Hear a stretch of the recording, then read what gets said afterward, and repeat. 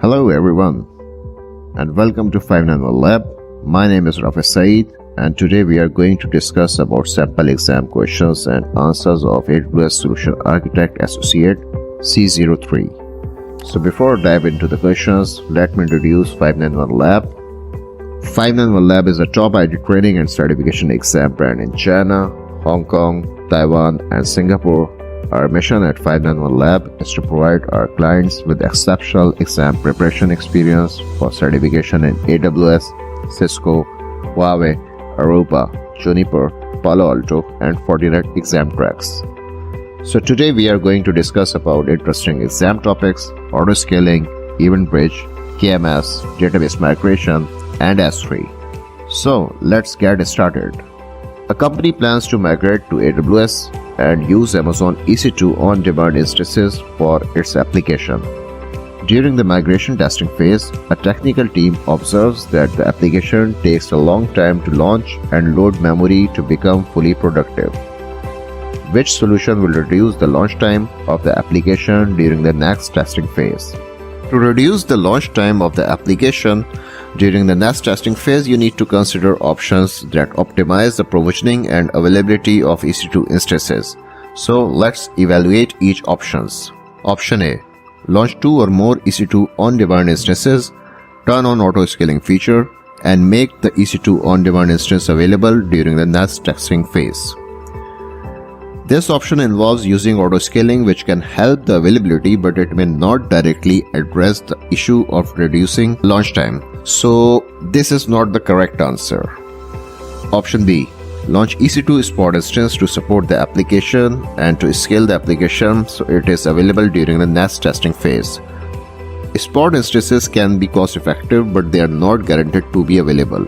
An application might experience interruptions if the spot instances are terminated. This might not be suitable for the testing phase. So this is not the correct answer. Option C. Launch the EC2 on-demand instance with hibernation turned on. Configure EC2 auto-scaling warm pools during the next testing phase. Hibernation can help in reducing launch time as the instance retains its in-memory state during hibernation. Auto-scaling warm pools can maintain a pool of pre-initialized instances, reducing launch time. Option D is launch EC2 on-demand instances with capacity reservation. Start additional EC2 instance during the next testing phase. Capacity reservation can guarantee capacity for your instances, ensuring that the desired number of instances are available when needed. This can help in reducing launch time. So this one is also not the correct answer. Launching EC2 on-demand instance with hibernation turned on and configure auto-scaling warm pools can provide a faster start pool the application during the testing phase. This option combines the benefit of hibernation for quicker launches of auto-scaling warm pools for maintaining a pool of pre-initialized instances. So the correct answer is option C. So let's jump into the console where we can see how we can configure auto-scaling warm pools. Alright, so here is our auto-scaling group. We need to set up warm pools, so let's jump into the instance management.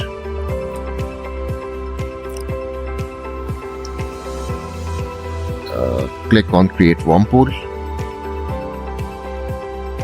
So we want to utilize hibernation feature with warm pools, so let's select hibernated. This will basically maintain a warm pool instance that are ready to brought up into service quickly when needed. So just select hibernated. Minimum warm pool size, it's up to your need, like if you want how many instances you want to provision. So I'll set it to 1 for now, and maximum prepared capacity should be auto scaling maximum group size. So let's create the warm pool. Once configured, the auto scaling group will maintain the warm pool and it will launch the instance which we can verify within the EC2 dashboard. So let's jump onto the EC2 dashboard. Alright, so as you can see there, the one instance start provisioning which is currently in pending state. It will be launched shortly. Then we will verify within the warm pool or warm pool group. Alright, so instance has been added into the warm pool and it's start provisioning. Currently we have 2 instances, and if we want to launch an instance which is currently in the launch pool, then we have to change the number into the auto scaling group desired capacity. We just need to change the number here. We can set it to the 3 and it will start provisioning warm pool instance.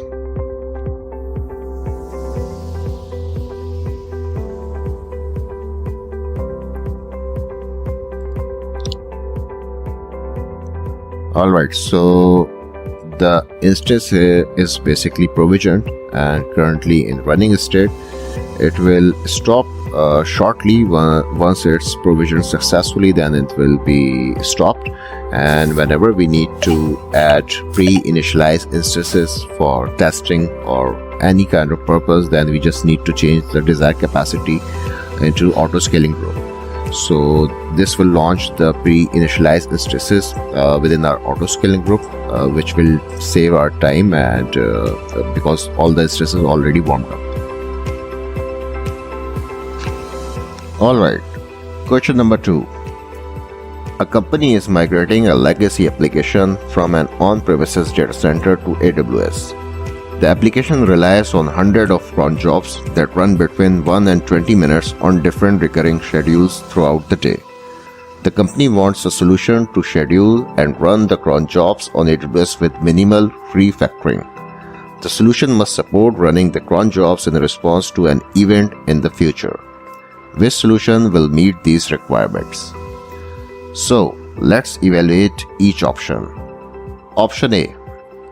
Create a container image for the cron jobs. Use Amazon Event Bridge Scheduler to create a recurring schedule. Run the cron job task as AWS Lambda functions. This option involves using Lambda functions, but AWS Lambda has a maximum execution time of 15 minutes. This might not be suitable for cron jobs that run for up to 20 minutes. This is not the correct answer. Option B. Create a container image for the cron jobs. Use AWS Batch on Amazon Elastic Container Service with a schedule policy to run the cron jobs. AWS Batch is designed for batch processing and might be overkill for simple cron jobs. It may introduce unnecessary complexity. This answer is also not correct. Option C. Create a container image for the cron jobs. Use Amazon Event Bridge Scheduler to create a recurring schedule. Run the cron job task on AWS Fargate. This option is a good fit. Amazon Event Bridge Scheduler can be used to create recurring schedules, and running cron jobs on AWS Fargate allow for easy containerized execution without managing the underlying infrastructure. Option D. Create a container image for the cron job. Create a workflow in AWS step function that uses a wait state to run the cron jobs at the specified time. Use the run task action to run the cron job task on AWS Fargate. This option involves using AWS step function to the workflow, and it can work well for scheduling. The use of AWS Fargate for running the cron job task align with the containerization requirement. Considering the requirements, option C and option D both seems reasonable. However, option C might be simpler and more straightforward, using Amazon Event Bridge Scheduler for scheduling the AWS Fargate for running the cron jobs. Option D, while viable, introduce additional orchestration with the AWS step function. Therefore, option C is more direct and efficient solution for the given scenario. So let's jump into the console, and where I can show you how you can use AWS Event Bridge for scheduling recurring jobs with Fargate or any other service. Alright, so we are logged into the console. Now we need to create a rule for cron job. So let's create Event Bridge rule. Let's give it to the name.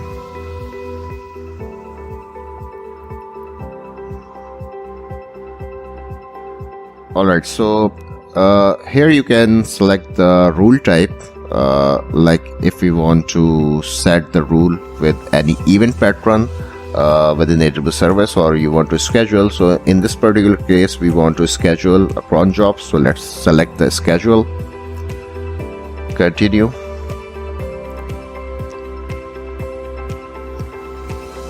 Alright, so here you can select recurring schedule, and you want to assign any cron expression, or you can also select rate based schedule for hourly basis, or even for days or minutes. So let's select the cron expression for now. Alright, so like we want to run this job every day at 12, so we can give it to the value 0 minutes, 12 hour, and every month we have to run it, so we can give it to question mark and asterisk, because there is no specific month when we want to run this job. And Monday till Friday we want to run this particular job. So as you can see there are 10 triggers which you can see. So it will start from 18 December at 12 UTC plus 5. From here you can select the window when you want to run flexible time to schedule this particular rule. So let's set off for now. This is the time zone. You can change it as per your requirement or as per your need, and just click next. So here you can set target API. So if you want to schedule this event with the Elastic Container Service, then you can select container from here. Alright, so from here we can select our ECS cluster, task definition. We can set task count to 7 or any number of your choice. You can assign subnet ID from here. So just provide subnet ID and click next. State should be enabled. Oh, if you want to delete this rule after execution, you can select delete, otherwise leave it to none. Retry policy is turned on. You can modify or make changes as per your requirement, or if you want to turn off this retry policy, you can turn it off as well. So everything seems good for now. Click next, and this is final review. This recurring rule basically execute on daily basis at around 12 Monday till Friday, and the target is our 5 lab ECS container, and it will apply to this container. So just create schedule. Alright, so our rule has been successfully created. It will execute every day around 12 and Monday till Friday. If you still want to make any changes into cron expression or cron job, just edit this particular rule and you can make all the changes on the fly. Alright, so the next question is, a company needs to provide customers with secure access to its data. The company processes customer data and stores the results in an Amazon S3 bucket. All the data is subject to storing regulation and security requirements. The data must be encrypted at rest. Each customer must be able to access only their data from their AWS account. Company employees must not be able to access the data. Which solution will meet these requirements? So let's evaluate each option. Option A, provision AWS Certificate Manager, ACM certificate for each customer, encrypt the data client-side in the private certificate policy, deny access to the certificate for all principals except an IAM role that the customer provides. ACM certificates are typically used for securing communication over HTTPS protocol, not for data encryption at rest. The private certificate policy is not designed for controlling access to S3 data, so this is not the correct answer. Option B, provision a separate AWS key management service, key for each customer. encrypt the data server-side in the S3 bucket policy, deny decryption of data for all principals except an IAM role that the customer provides. This option is reasonable approach. By using separate AWS keys for each customer and controlling decryption access through the S3 bucket policy, you can meet the specified requirements. Option C. Provision a separate AWS key management service, key for each customer. Encrypt the data server-side in each KMS key policy. Deny decryption of data for all principals except an IAM role that the customer provides.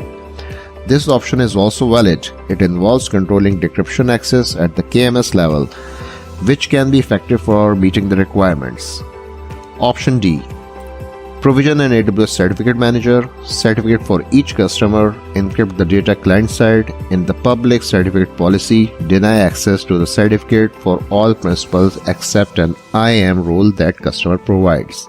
Similar to option A, ACM certificates are not intended for the data encryption at rest. The public certificate policy is not suitable for controlling access to S3 data. Option B and C both provide valid approaches, but using separate AWS keys for each customer might be simpler to manage. Therefore, option C, which involves provisioning separate AWS keys for each customer and controlling access to it at the KMS level, it is a suitable solution for this scenario. So let's jump into the console where we explore how we can manage policy for KMS keys. Alright, so we are logged into the console. Let's create a key. There are two types of key, symmetric and asymmetric. So we are going to use single key for decryption and encryption.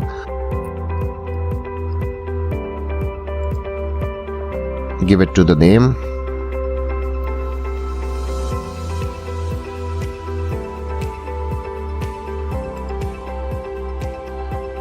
Description is optional. Tags are also optional, so you can skip it. Click next. From here you can select key administrator. So in this particular case I'll select my user. Click next. From here you can select who can use this key and who will have permission to utilize this KMS key. So I'll select my username for now. From here you can assign other AWS account permissions as well. So let's click next. Scroll down, everything seems to be fine. This is the key which you can modify if you want to allow access for cross account or cross account role. Then you can change it from here. So let's create first. Alright, so the key has been created. Let's click on the key. And from here you can switch to the policy view. As you can see, this policy is basically a JSON based policy which you can modify as per your requirement. Alright, so from here you can edit the policy, the JSON policy, and this is the statement of our policy which can be replaced or modified as per the requirement. So let me show you the sample policy. So this is the sample policy. As you can see, you can basically replace the region and account ID and role with appropriate values. The policy denies KMS decrypt action for all principals except those with the specified IAM role. Alright, so question number 4 is, a company runs a critical application on premises by using a database on VMware. The company needs a complete, homogeneous migration to AWS with minimum disruption and changes to the application and database. The company must complete the migration as soon as possible. Which solution will meet these requirements? Alright, so options are migrate the database to an Amazon RDS cluster, migrate the application to Amazon EC2 instances. This option involves using Amazon RDS for database and Amazon EC2 for application. While Amazon RDS simplifies database management, migrating from an on-premises VMware database to Amazon RDS might require changes to the database schema and might not be the fully homogeneous. So this is not the correct answer. Option B. Migrate the database to the Amazon Aurora cluster. Migrate the application to AWS Fargate task. Amazon Aurora is a MySQL and PostgreSQL compatible relational database service. While it is similar to RDS, AWS Fargate offers serverless containerization computing. This combination might introduce changes to the application architecture, which could impact homogeneity. Option C. Migrate the database and the application to VMware Cloud on AWS. This option allows for homogeneous migration by keeping the application and database on the VMware platform. It provides the most homogeneous migration as it is maintained a similar virtualized environment. This approach minimizes changes to the application and the database. So this is the correct answer. Option D. Migrate the database and the application to Amazon EC2 instances. This option not ideal for maintaining disruption and achieving full homogeneity. Considering the need of homogeneous migration with minimum disruption and changes to the application and database, option C is the most suitable choice. This option allows for a straightforward lift and shift migration without major modification to the existing application and database architecture. So, this image illustrates how VMware Cloud on AWS allows seamless integration between the existing VMware environment and AWS services. On the left side of the image, we see a representation of a customer data center. This is the existing infrastructure that the company currently operates on premises. Specifically, there is an icon labeled on-premises vCenter vSphere-based environment. This likely refers to VMware's vSphere, which is a suite of virtualization product for managing virtual machines and resources in a data center. In the middle section, we have AWS Global Infrastructure and arrow points from the customer data center to the section indicating a connection between the two. Inside the section, there is an orange box labeled VMware. Inside this section, there is an orange box selected VMware Cloud on AWS. This represents the joint offering by Amazon Web Services and VMware. The components within the box include vSphere, part of VMware suite. vSphere manages VMs and provides features like resource allocation, high availability, and security. vSAN is a software-defined storage solution, and vCenter, the central management tool for vSphere environments. Another arrow points from the VMware Cloud on AWS box to the right section, access to the AWS services. The right section contains icons and labels for various AWS services such as EC2, S3, RDS, and databases. So this image illustrates how VMware Cloud on AWS allows seamless integration between the existing VMware environment and AWS services. It enables organizations to extend their data center, simplify disaster recovery, and migrate workloads while maintaining operational consistency. Alright, so the next question is, a company application is receiving data from multiple data sources. The size of the data varies and is expected to increase over time. The current maximum size is 700 kilobyte. The data volume and data size continue to grow as more data sources are added. The company decides to use Amazon DynamoDB as a primary database for the application. A solution architect needs to identify a solution that handles the large data sizes. Which solution will meet these requirements in the most operationally efficient way? So let's evaluate each option. Option A. Create an Amazon Lambda function to filter the data that exceeds DynamoDB item size limits. Store the larger data in Amazon DocumentDB database. This solution involves using a separate database for storing larger data. While it can work, it introduces complexity with the need for Lambda function to filter and route data to different databases. So this is not the correct answer.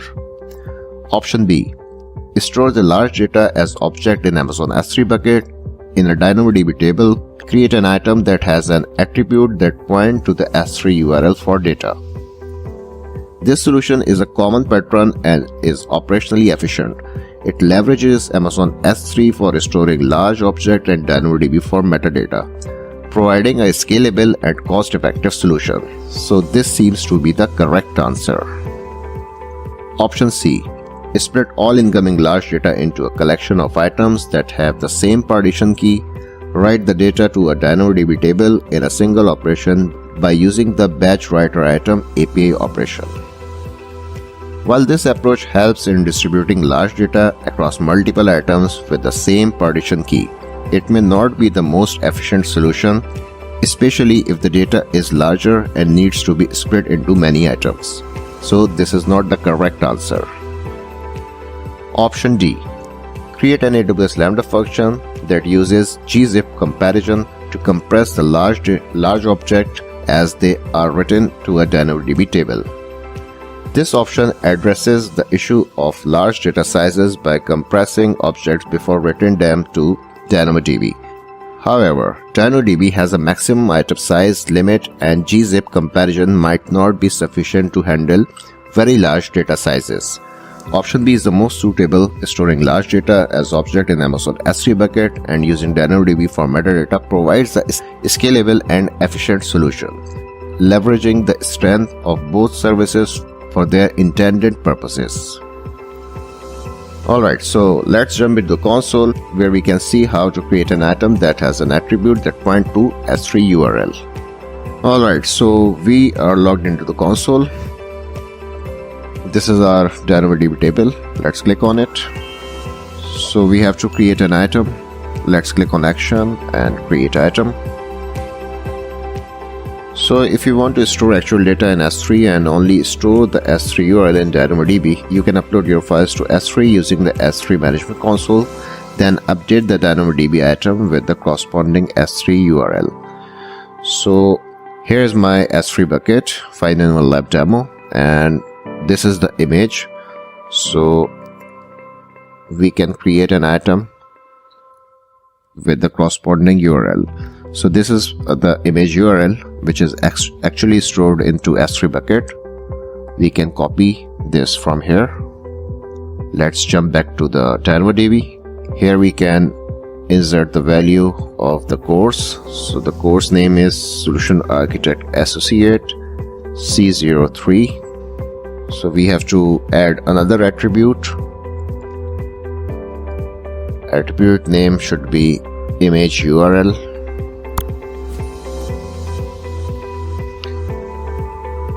And the value should be image value which we have copied from S3.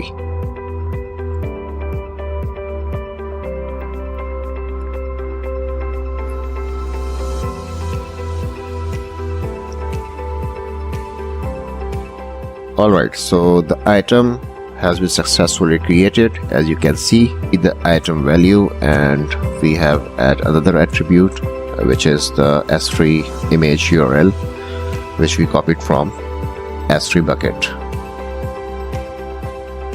So this is how you can store actual data in S3 and only store S3 URL in DynamoDB. Alright, so this is it for today. Thank you all for attending today's class at 5nano Lab. We hope you found the material informative and helpful. Remember, practice is critical to mastering any new skill. So review the course content and keep practicing with 5nano Lab help and support. If you have any questions or concerns, please don't hesitate to contact us. We appreciate your participation and look forward to seeing you in our future classes. Have a great day.